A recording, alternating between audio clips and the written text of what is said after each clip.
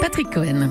Bonjour Anis Mbida. Bonjour Patrick, bonjour à tous. Une innovation 7e art en ce jour des sorties cinéma, l'arrivée d'une nouvelle génération de films qui se contrôlent par la pensée. Oui, le premier sera projeté début juin au Festival du film de Sheffield en Angleterre. Alors on est clairement dans le cinéma expérimental puisqu'il faut se mettre un bonnet bourré d'électrodes sur la tête qui va analyser notre activité cérébrale et ajuster le montage du film en conséquence. Par exemple, s'il détecte qu'on commence à s'ennuyer, il va accélérer le rythme de la musique, changer le fil de narration pour rendre l'ensemble plus dynamique. En fait, il essaye de vous réveiller en quelque sorte. En revanche, si on est passionné par ce qu'on voit, là, il va délayer un petit peu plus l'histoire et approfondir les personnages.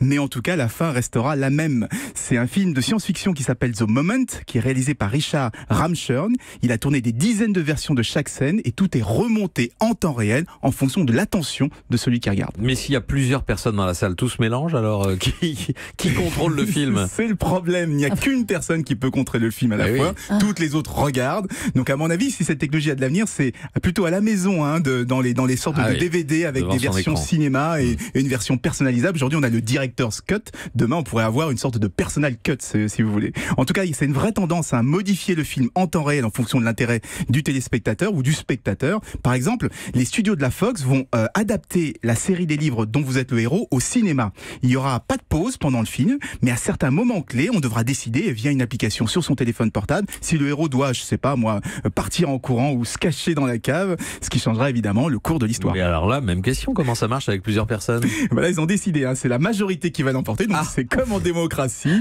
à chaque décision, on risque de frustrer une partie de la salle, mais l'intérêt pour la Fox, c'est que ça peut aussi inciter à racheter un billet, puisqu'on verra toujours une histoire différente. Oh, mais enfin, on touche au travail du réalisateur. Mais non, justement, c'est lui qui fait plusieurs versions.